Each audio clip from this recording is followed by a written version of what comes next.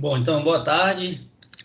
Hoje, dia 14 de dezembro de 2020, a gente vai falar na disciplina de Manejo Agroecológico de Fitoparasitas 1 sobre os princípios ecológicos que nos auxiliam para controle de pragas e doenças, né? Então, como vocês podem ver aí, o assunto de hoje, princípios ecológicos do manejo de pragas e doenças. Como vocês já bem sabem, a aula está sendo gravada e poderá ser assistida por vocês aí em momentos oportunos para revisar, consolidar o conteúdo, mas fiquem à vontade para fazer questionamentos ao longo da nossa apresentação.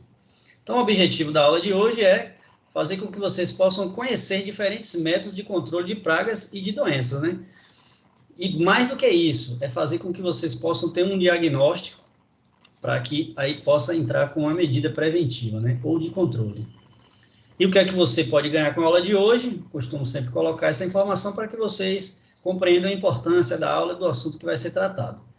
Verificar as diferenças entre o manejo convencional e manejo ecológico para o controle de doenças de plantas. O manejo convencional, a gente sabe que preconiza a utilização de agrotóxicos e, nos últimos anos, esses agrotóxicos vêm se acumulando, a gente chama de bioacúmulo, né, na natureza, provocando aí alterações indesejáveis, tanto do ponto de vista ambiental, como para os animais, né, perda de biodiversidade, e para os homens também, aqueles que estão em contato direto, ou a gente que entra em contato indireto através da ingestão de alguns alimentos, né? Então, a gente observa ao longo dos anos muitos países preocupados com a redução do uso de agroquímicos na agricultura. Portanto, hoje vamos falar dos princípios ecológicos do manejo de pragas e doenças. O controle de pragas, como vocês podem ver nessa imagem, alguém conhece esse inseto que eu estou colocando aí nessa imagem? Já viram? Já falei algumas vezes aqui. Se alguém sabe, pode falar. Só para que a gente comece a compreender a importância dos insetos para as culturas de interesse agronômico. Daqui a pouco eu falo o nome. Ninguém se... O nome eu não sei não, mas ele é um sugador. Sim, o aparelho, muito bem. E aí você já tratou da morfologia externa, né? Muito bem. Que já abordamos aqui como assunto da disciplina, né? Bom, é o bicudo do algodoeiro, né? Então, ele provoca danos aí na cultura do algodão. Então, o controle de pragas e doenças de plantas implica adotar um conjunto de medidas para reduzir as populações de pragas e minimizar a severidade das doenças, de modo a evitar ou reduzir prejuízos econômicos. Toda medida, seja ela qual for a ser adotada para o controle, para o manejo de doenças e pragas, é interessante que ela seja realizada em conjunto para aumentar a eficiência da sua ação, ou seja, do controle efetivo. Então, adotar medidas de controle com o objetivo de manter populações de organismos nocivos, patógenos, em níveis abaixo daqueles que causam injúria econômica. Ou seja, não necessariamente no manejo agroecológico, vocês vão observar a eliminação de 100% da praga ou da doença.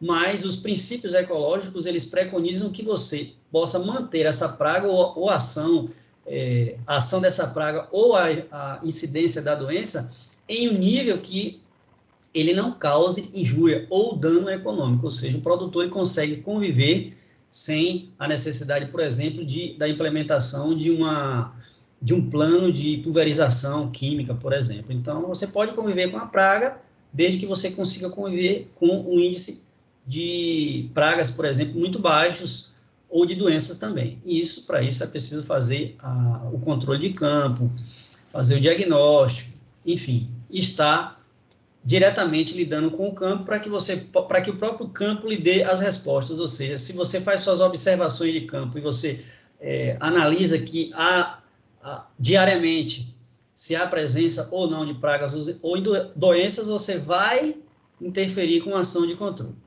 O que é que eu estou querendo dizer? Que a partir do número da infestação de determinada praga em uma cultura, você vai adotar medida de controle ou não. Se aquele dano ali ainda é muito pequeno, não há necessidade, porque você vai necessidade de atuar com medida de controle, eu estou querendo dizer. Por quê? Porque isso envolve custos, né? Então, não necessariamente você vai precisar do número, a depender do número de pragas na cultura, ou da incidência da doença, você vai precisar atuar com o controle. Mais uma vez identificada essa necessidade, aí temos os princípios ecológicos para o manejo dessas pragas e doenças. Bom, essas imagens aí vão nos dar algumas informações interessantes. O uso de métodos de controle alternativos aos convencionais, ou seja, metodologias que descartam a utilização de agrotóxicos, vislumbra outras opções quanto à dependência desses defensivos agrícolas, e principalmente por preservar o meio ambiente, pensar na sustentabilidade. Portanto, o objetivo dos princípios ecológicos é a manutenção de pragas e doenças, como eu falei no slide anterior, em níveis populacionais que não causem danos econômicos. Ou seja, pode sim você observar a presença de uma determinada praga ou doença, mas a incidência da doença ou o quantitativo de pragas é tão pequeno que não necessariamente você vai precisar entrar com controle. Ou quando fizer isso, entrar com medidas de controle, você não vai precisar erradicar 100% da doença ou 100% da praga, né?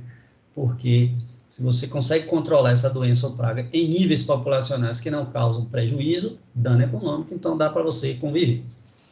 Por enquanto, dúvidas?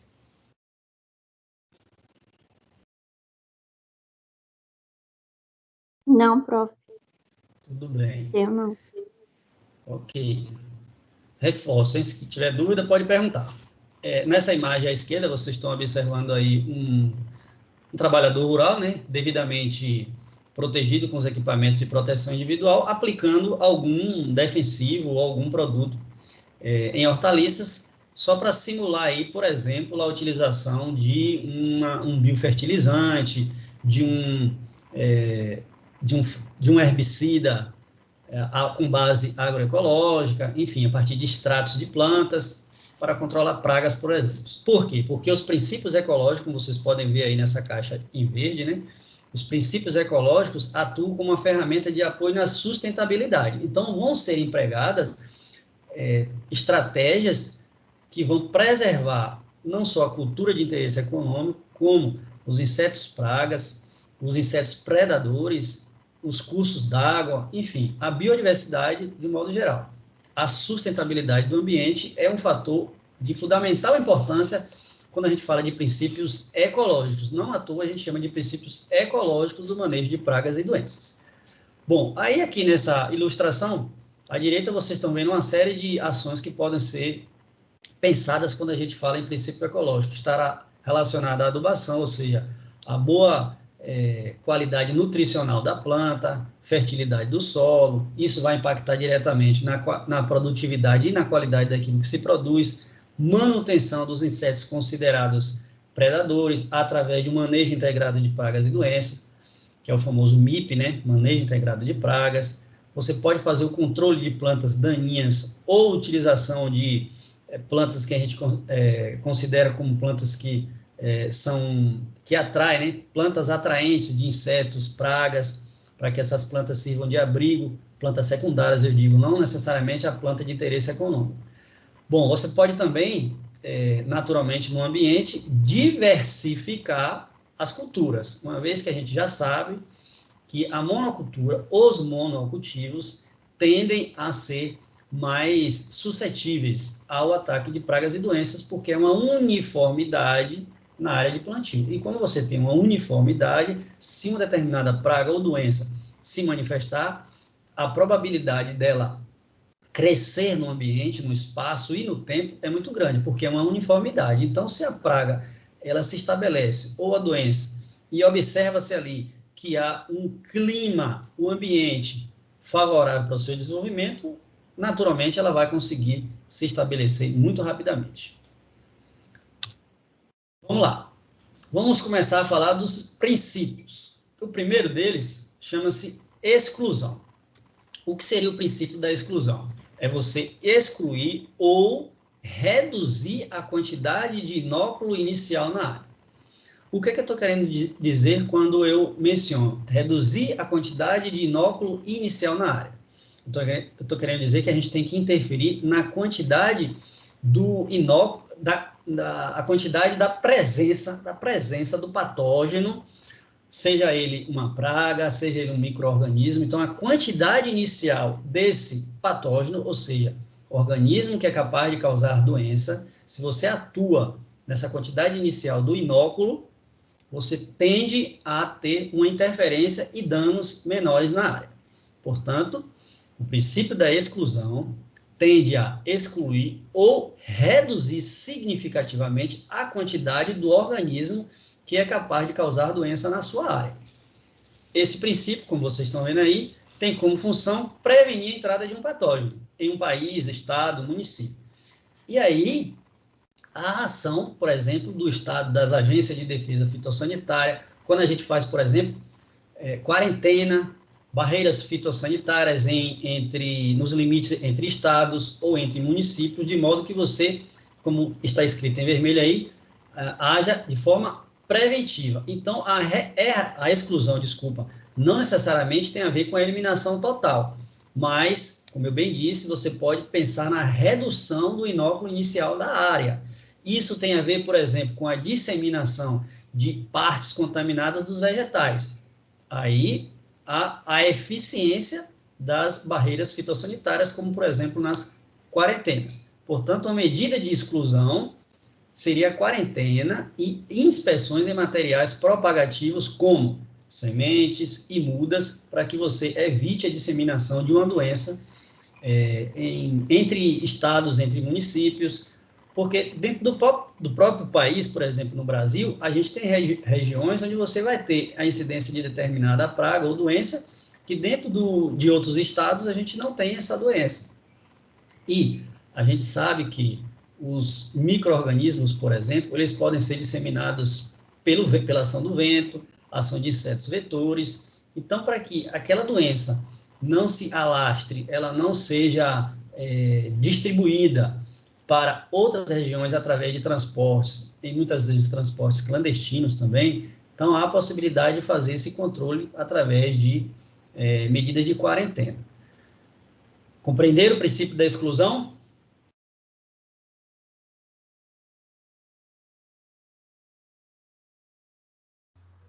Sim, professor. Muito bem. Então, a quarentena atua nesse sentido aí, de prevenir. Vitor está colocando aqui no chat que a monilíase tem que ser feito a quarentena. Perfeito, Vitor. Muito bem colocado. É uma doença que não está estabelecida em todas as áreas de região de produção de cacau. Então, todas as partes propagativas, né? O que seria a parte propagativa? São partes do vegetal, da planta, onde você tem a possibilidade de gerar um novo indivíduo, né? Como, por exemplo, a semente. E aí, se a gente não tem um controle, não tem sementes certificadas, não há ação dos profissionais que atuam em defesas fitossanitárias, em barreiras fitossanitárias, se não há ação sobre essas mudas, o transporte desses materiais, certamente essas doenças podem ser veiculadas. Aí eu trago para vocês, por exemplo, nessas imagens, né? Imagens de bananeira, né? A gente sabe que é uma doença muito importante do ponto de vista da possibilidade de devastação de uma cultura da bananeira seria a cigatoca negra. Então, a cigatoca negra, é uma doença fúngica, ela pode eliminar plantios de bananas se não forem feitas ações nesse sentido da quarentena. A cigatoca amarela, que ela é muito menos severa, e em quase todos os plantios de banana a gente consegue ver esse sintoma dessa doença quando você observa na folha. Aqui a cigatoca negra, como vocês podem ver aí, né, os sintomas são mais escuros. A amarela, a diferença é que você vai ter aqui uma pigmentação da folha amarelada, mas a planta não necessariamente vai morrer com tratos culturais simples, você consegue conviver com a doença. Já a cigatoca negra, não. Então, aqui está o exemplo da ação do princípio da exclusão, através, por exemplo, da quarentena, impedindo que esses materiais propagativos possam disseminar doença. Vamos, então, para o outro princípio, que seria o princípio da erradicação. Qual é o princípio da erradicação? Eliminar um patógeno que já foi estabelecido na sua área.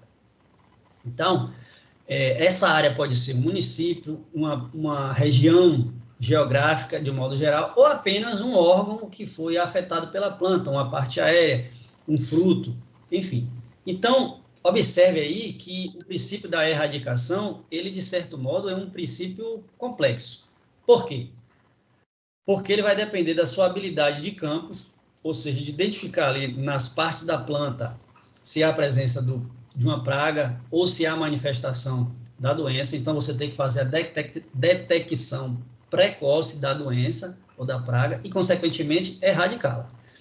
Aí eu cito como exemplo, quando o patógeno se dissemina pelo vento, pela ação do vento, a erradicação é muito mais complexa, porque o vento ele consegue transportar estruturas do patógeno, como, por exemplo, estruturas fúngicas, a alguns quilômetros de distância. Então, essa detecção, a erradicação é um pouco mais complexa. Dou um exemplo aqui, né? Como vocês podem ver, estruturas do fungo, né? Chamado Pacopsora pachyrizi, que causa a ferrugem da soja, que é uma doença realmente que os produtores convivem há muitos anos e já existem, inclusive, muitos produtos registrados, clones, variedades resistentes, e, enfim, mas o problema, ele ainda permanece. Nesse caso, há diferentes estratégias para você fazer a erradicação de um patógeno ou de uma doença de planta. Como eu já disse, há necessidade de ter uma detecção mais precoce da doença, do número de patógenos na área, por exemplo. Aí temos a possibilidade, gente, de atuar com um controle biológico no quesito erradicação. E, nesse sentido, a gente tem na nossa região, por exemplo, o colega Vitor aí deu exemplo do cacau, né? E aí a gente tem, dentro da CEPLAC, né, que é a Comissão Executiva para o Plano da Lavoura Cacaueira, ou seja, um órgão de pesquisa e de extensão que se dedica a pensar nas possibilidades que os cacauicultores podem ter para conviver com as pragas e doenças do cacaueiro. Entre elas, a vassoura de bruxa, né, que é uma doença muito grave para os cacauicultores, e há a possibilidade, por exemplo, de conviver com a doença utilizando o controle biológico. E há um produto bastante utilizado na região, que a gente chama de Tricovab. Eu não sei se vocês já ouviram falar. Vocês aí já ouviram falar desse produto? É um produto biológico chamado Tricovab.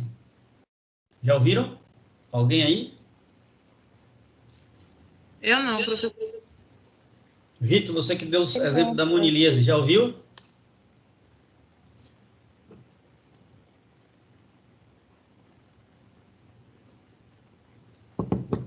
Mais ninguém?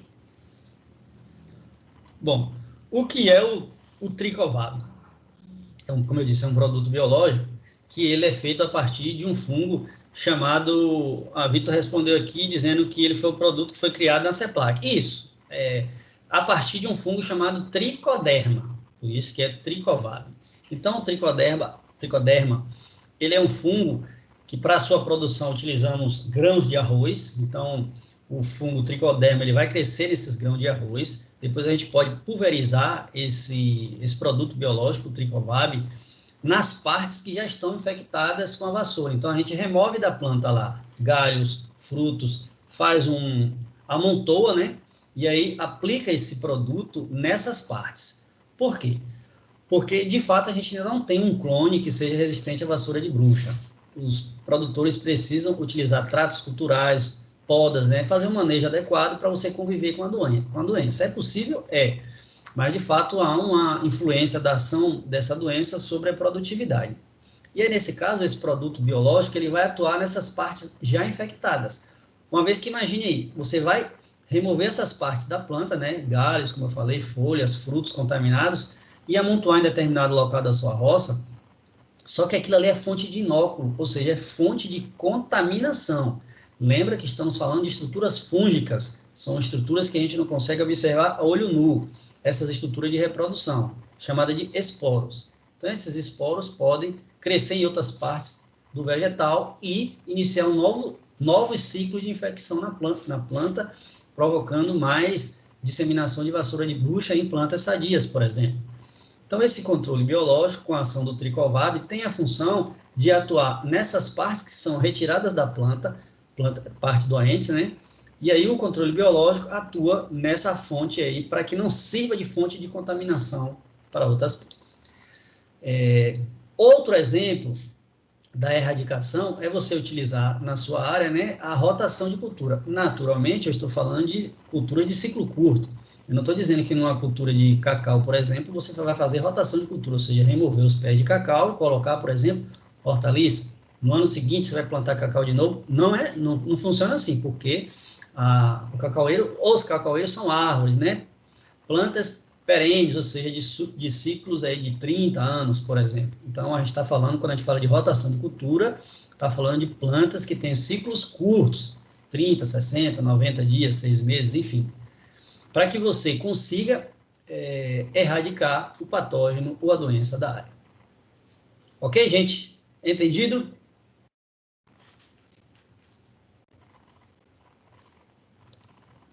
Pode prosseguir.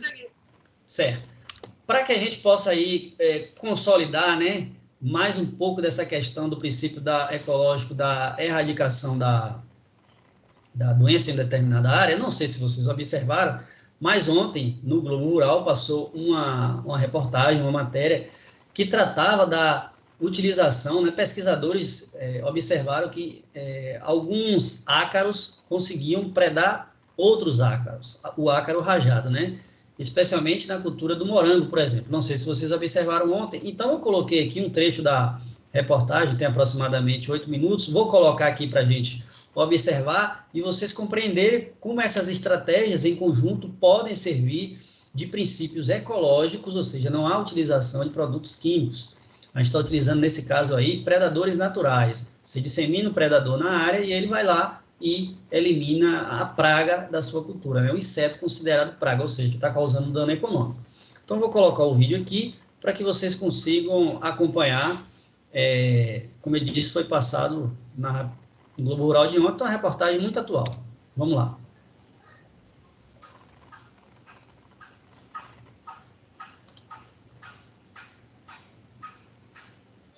Bom dia.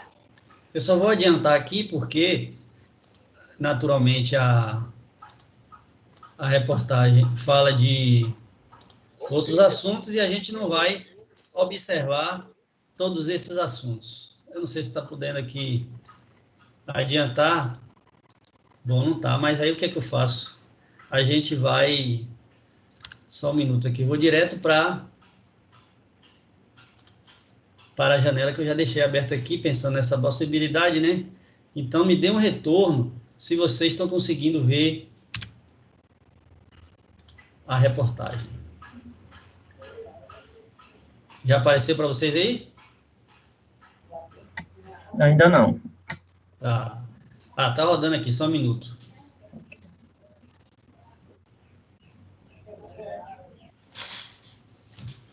Deixa ele carregar aqui. Internet é assim mesmo, né? Tem que ter um pouco de paciência, mas no final dá certo.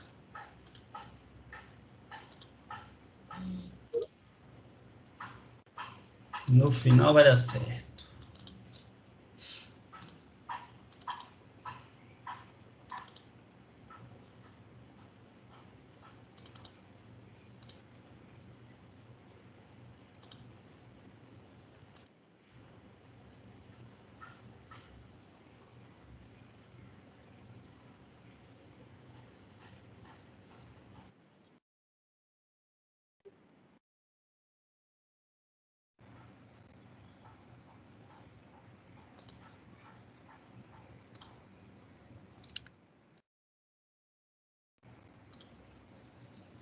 Muito bem.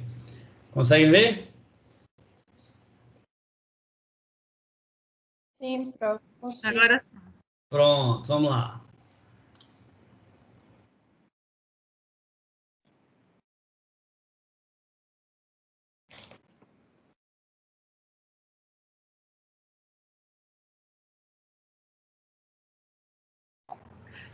Tá sem áudio, professor. Sem áudio? Isso, tá saindo prof, sem tá áudio. sem áudio. Sem ouvido. Ninguém está ouvindo? Não, agora na aula da professora Riovânia, ela também foi transmitir um vídeo, não conseguiu. Aí está passando a legenda. Vou tentar novamente aqui, vocês vão me dar o retorno.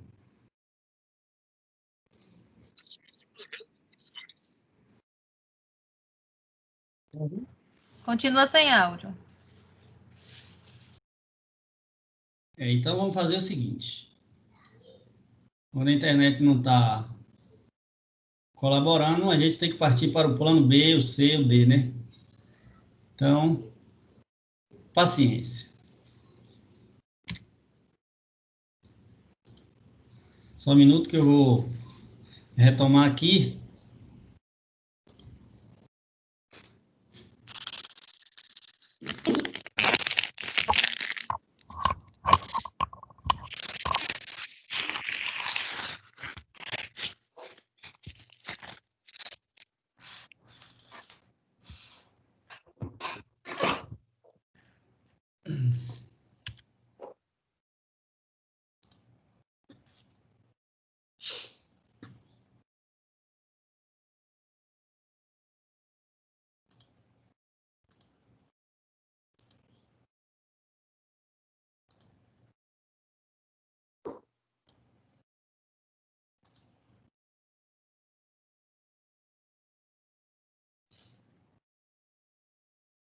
Eu vou fazer o seguinte, não está passando, realmente o áudio aqui está com algum problema, não sei do que se trata, o que a gente pode fazer, eu vou disponibilizar o vídeo aqui no Teams, e aí, quando vocês puderem, vocês assistem um vídeo pequeno, né?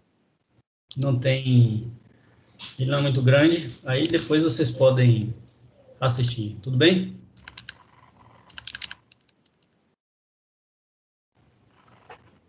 Ok.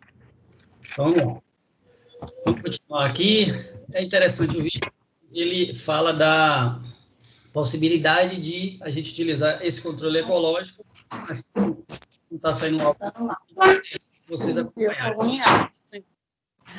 A gente, como eu disse, eu vou disponibilizar o link aí, vocês, imediatamente ao final da aula, vocês podem assistir.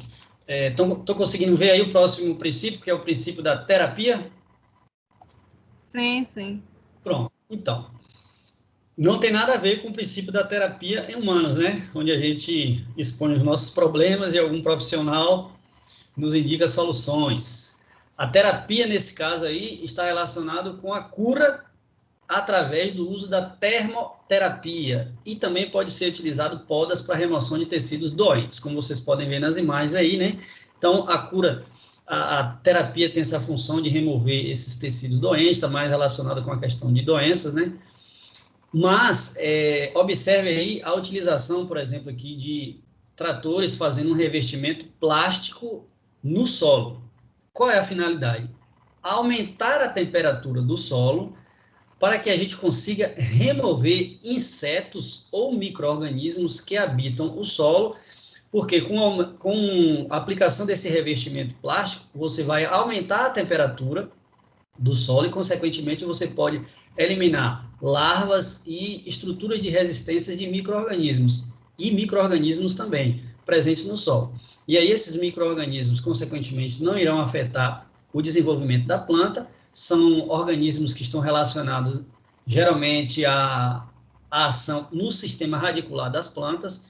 Então, é uma técnica que utiliza a temperatura. Então, você pode utilizar, como vocês podem observar aí, ó, o plástico diretamente no solo, ou, como vocês podem ver nessa imagem à esquerda aqui, ó, é uma estrutura de madeira, onde você pode colocar o solo aqui nessa estrutura,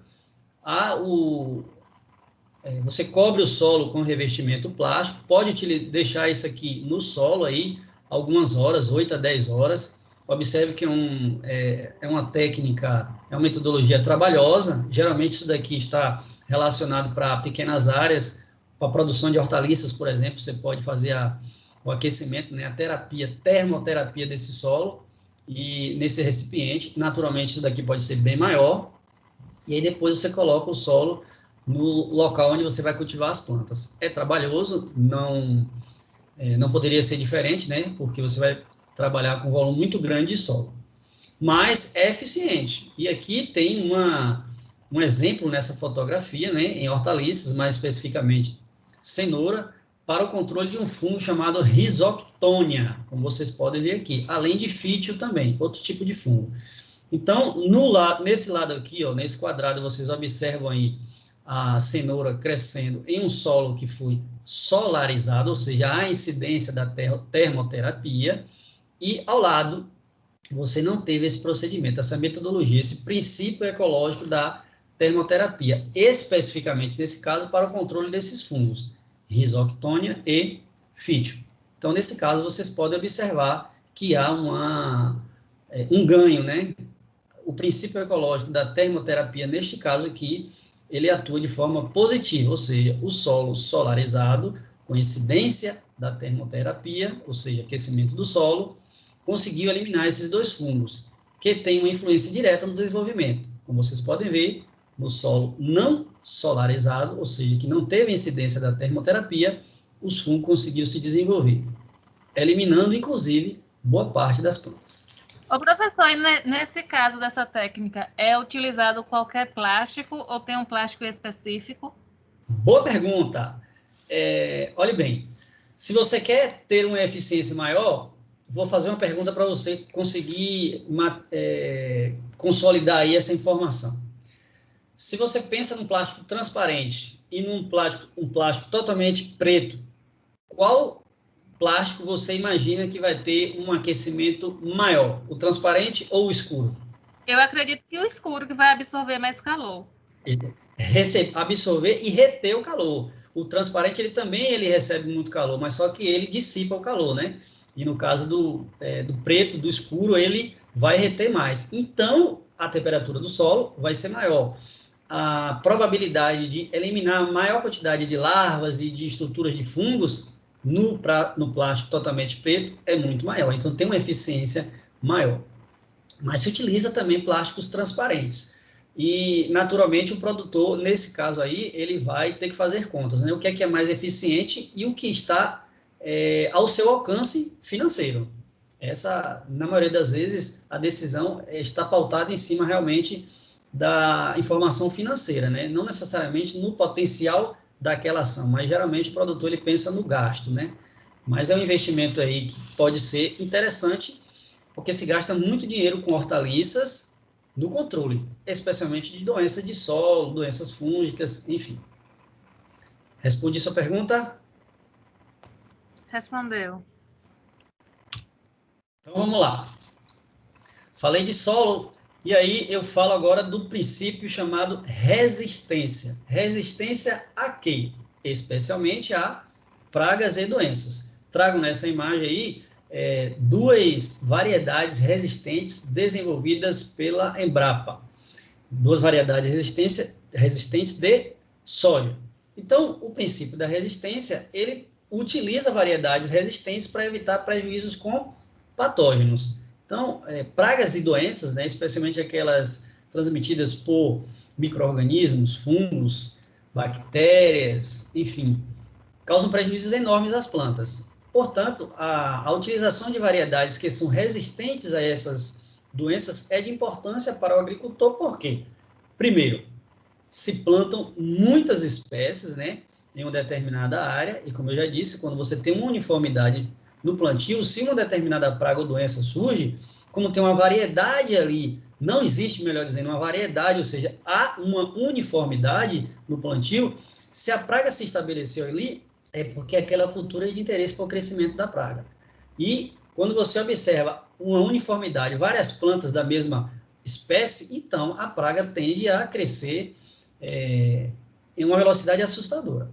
Então, as agências de pesquisa, né, como, por exemplo, a Embrapa, a CEPLAC, EPAGRE, EPAMIG, entre tantas outras que se dedicam ao estudo e à pesquisa de variedades de espécies vegetais, tem essa finalidade de dispor, colocar no mercado para o agricultor essas variedades. Então, aqui eu trago como exemplo, né, a Embrapa, que produziu duas variedades resistentes de soja, resistente à variedade, aos nematóides de galha, chamado Meloidogene incógnita, e também tem um outro nematóide chamado Meloidogene javanica. O que é um nematóide? Bom, esse aqui é um nematóide, naturalmente observado com auxílio de um microscópio, gente. Então, isso aqui é um nematóide, ó.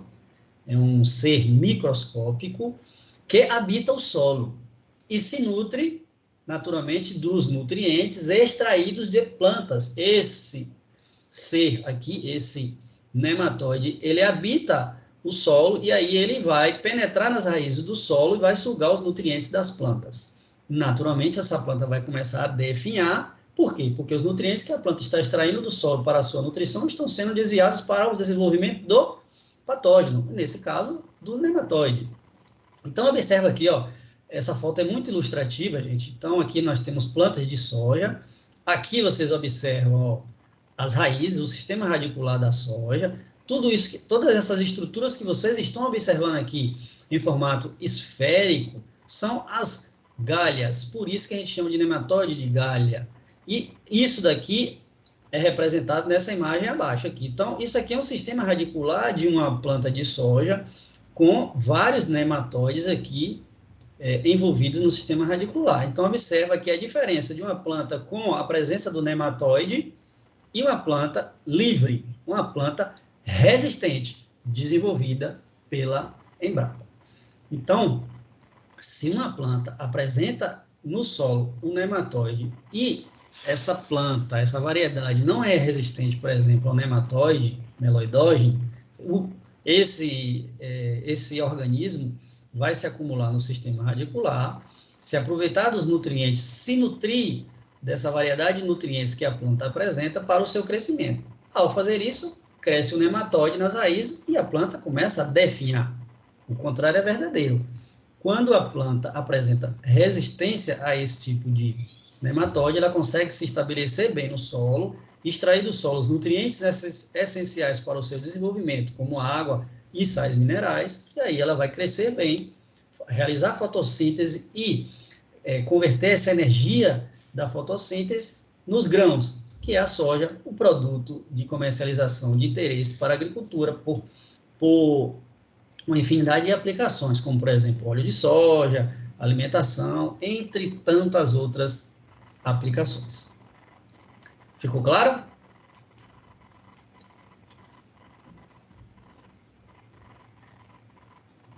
Ficou. Muito bem, então esse é o princípio da resistência. Agora é na hora das perguntas e da prova. Agora. Já a gente começa a perguntar. Bom, esse princípio, conhecido como princípio da evasão, nos possibilita favorecer a planta e utilizar estratégias para desfavorecer a presença do patógeno. Portanto, a evasão é uma série de medidas que visam estimular, favorecer a planta e desfavorecer o patógeno, ou seja, aquele organismo que pode causar doenças. Estou apresentando para vocês aí duas imagens, por exemplo, em hortaliças, Então, observa aí a ação da irrigação, que tem um potencial muito bom, para o crescimento de hortaliças, mas, por outro lado, a irrigação em excesso, assim como quase tudo na vida, tudo em excesso pode provocar danos. Para as plantas também não é diferente. Então, dentro do princípio da evasão, nós temos o escape da doença, ou a fuga, Como é que você pode fugir de um determinado patógeno? Bom, gente, há algumas doenças ou patógenos que eles estão mais frequentes em determinada região em uma época específica do ano, no inverno, no verão, enfim. Então, se a sua planta, o seu interesse de plantio, a planta de interesse econômico, ela pode ser plantada em uma época diferente da época de ação da doença ou do patógeno, você pode fazer isso. Então, a data de plantio pode ser utilizada como uma estratégia, um princípio de escape. Uso de semente livre do patógeno, ou seja, buscar sementes certificadas, produtores que vêm e comercializam sementes que estão isentas do patógeno, Para que, naturalmente, você não coloque a sua semente no solo e ela já venha com algumas doenças, porque podem ser veiculadas doenças através de sementes, doenças desenvolvidas a partir da ação de micro-organismos, por exemplo, né? Plantios em locais desfavoráveis à presença de insetos vetores de doença. Como eu falei, há algumas regiões que há a possibilidade de fazer isso. Então, insetos que se estabelecem em altitudes maiores ou menores. Então, essa estratégia da fuga da doença ou do patógeno está relacionada em você conhecer bem a biologia da doença. Ou seja, o que é que favorece a presença da doença ou do inseto, da praga? Se você conhece bem, então você pode escapar, fugir, utilizar essa estratégia para não comprometer a doença com a cultura com essa doença, né? E regulação, ou seja, são estratégias que você utiliza para também dificultar a presença de doença ou de insetos, né? Como, por exemplo, aumentar o espaçamento entre as culturas. Aqui você está observando, né, que há um adensamento, ou seja, a quantidade de plantas muito grande na leira de cultivo aqui dessa horta. Então, o que você poderia fazer, por exemplo, né, é aumentar essa distância entre uma planta e outra, tanto entre plantas quanto entre linhas. Então, você dificulta aí a presença de, por exemplo, de doenças fúngicas. Doenças fúngicas geralmente estão associadas a alta umidade. Então, imagina aqui, ó, irrigação em excesso nessa área, e essa área está muito adensada. Então, a tendência é que a umidade aqui nesse material seja alta. Portanto, vai favorecer, sim, a presença de doenças fúngicas. Então, maior espaçamento para promover a ventilação no microclima, controle do volume de irrigação, minimizando ataques, como eu disse, com doenças fúngicas. Portanto, essas são algumas estratégias, esses são alguns princípios ecológicos para manejar pragas e doenças. Isso vai nos proporcionar que a cultura ou as culturas estarão isentas da presença de pragas e doenças? Não, mas, como estou colocando aqui nesse slide, são estratégias a serem adotadas para um manejo bem-sucedido com base ecológica, que você pode reduzir a incidência de pragas e doenças em níveis que não vão causar tanto dano econômico, ou seja, há a possibilidade de você conviver com a doença ou com a praga, mas não necessariamente tendo a necessidade de atuar com produtos químicos, pensando sempre na questão da sustentabilidade. Correto? Dúvidas?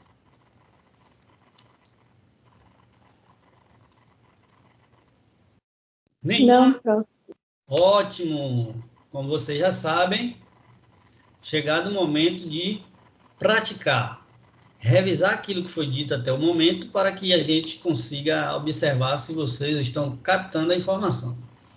Então, é o momento de fazer perguntas. Vejam bem. Jéssica? Jéssica o quê? Jaqueline, desculpa. Você me escuta, Jaqueline?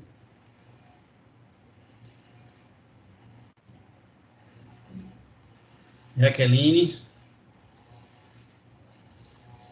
Bom, Jaqueline parece que não escuta. Vitor, se você está por aí ainda, me responda essa primeira questão. Considerando a complexidade de utilização do princípio ecológico da erradicação em uma área de cultivo de cacau infestada pela doença vassoura de bruxa, qual estratégia você utilizaria com base nesse princípio para controle do patógeno?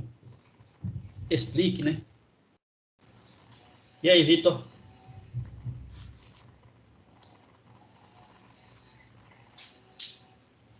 Esqueci que Vitor não está utilizando o microfone. Vitor, enquanto você escreve aí, Anderson, por gentileza, responda a segunda questão. Sim. A partir do seu conhecimento sobre o princípio da resistência, como você enxerga a importância da CEPLAC e Embrapa para os produtores rurais da região? Qual é a importância da CEPLAC, hein? Então, né, a CEPLAC e Embrapa tem um papel fundamental na sociedade, né, que é levar assistência para os agricultores. Então, dependendo da assistência, é importante, né, um papel fundamental, que não deve faltar. Você poderia embasar melhor essa sua resposta. Por que que é importante? É fundamental, sim, com certeza, mas por quê? Considerando o princípio da resistência.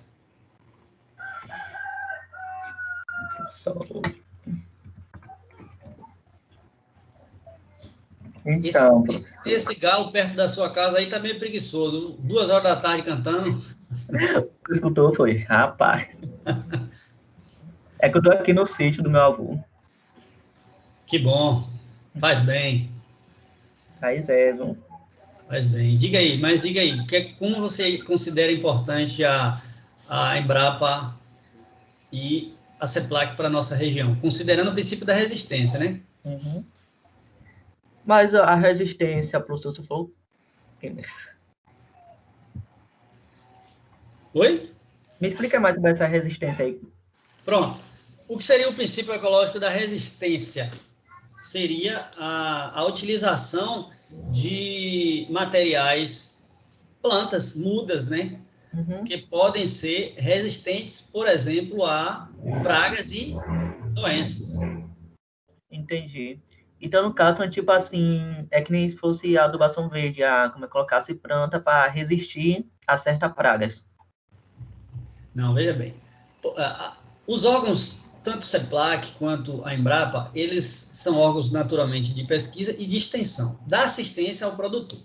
Sim. Quando uma empresa, como por exemplo a Embrapa, ela desenvolve um material varietal, ou seja, uma variedade de soja que é resistente ao nematóide chamado meloidógeno, significa dizer que alguns pesquisadores, durante meses ou anos, se dedicaram ao estudo da genética daquela planta para que pudesse modificar o seu DNA ali ou incorporar informações na planta de modo que ela conseguisse ser resistente à presença daquele patógeno. Nesse caso, eu dou o exemplo do nematóide. Então, essa planta vai para o campo, vai estar disponível para o produtor, de modo que, quando o solo estiver infestado com esse meloidógeno, com esse nematóide, a planta vai conseguir se desenvolver. O patógeno ele pode, inclusive, tentar causar doença, mas a planta vai ser resistente ao ataque daquela planta, daquela praga ou daquela doença. Portanto, a importância desses órgãos, a Embrapa e CEPLAC, no sentido da resistência, do princípio da resistência, está relacionado a proporcionar, disponibilizar materiais vegetais, sementes, mudas, para o produtor, de modo que eles consigam sobreviver com a presença de pragas e de doenças na região. Uhum. Entendeu? Sim. Pronto. Eu estou vendo aqui, enquanto isso, o Vitor respondeu, né, a primeira pergunta, que é: considerando a complexidade de utilização do princípio da erradicação em uma área de cultivo de cacau infestada pela doença vassoura de bruxa, qual estratégia Vitor utilizaria com base nesse princípio para controle do patógeno? Então, o Vitor respondeu aqui: teria que retirar os frutos do cacaueiro que estivessem infestados, levar para um local de descarte, para que assim não possa ocorrer uma infestação maior, e impedir que o pé, a planta, né, doente, passe a doença para outras plantas que são saudáveis. Aí ele dá o exemplo, inclusive, da propriedade dele. Na fazenda da família, era feita a retirada dos frutos contaminados e os trabalhadores levavam para longe, em um local que foi feito como descarte. Lá os frutos eram armazenados e, com o passar dos dias, eram queimados. Muito bem. Essa era uma forma que tínhamos para aliviar a contaminação da vassoura de bruxa. Perfeito. A incineração também é uma estratégia, Vitor, interessante nesse caso. Claro, tendo cuidado com o fogo, né, para não se alastrar, mas e muitos produtores fazem isso. Perfeita a sua forma, a sua resposta, o seu entendimento. Fico satisfeito que tenha conseguido compreender aí nosso bate-papo. Jaqueline ainda coloca aqui: completando o que Vitor falou, seria bom entrar aí com poda. Perfeito. Mas, na verdade, eu acho que quando ele tira os frutos e partes contaminadas, já seria uma estratégia realmente da poda, mas sua resposta complementa a informação dele, né? Podar as partes doentes, aparentemente doentes, não saudáveis, acumula e pode fazer essa queima ou utilização do Tricoval. Tricoval, né, que é o produto biológico. Perfeito, meus jovens. Perfeito. Que bom que vocês conseguiram captar a mensagem. Bom, a gente vai dar por encerrado aqui esse momento de exposição do conteúdo, né, em relação aos princípios ecológicos, e como vocês já sabem, agora a gente vai passar para a apresentação da nossa atividade. Mas, antes disso, eu vou, mais uma vez, encerrar a aula, né? Só um minuto, vou parar de gravar aqui, portanto, a aula de hoje está encerrada e vai ficar disponível no canal no YouTube.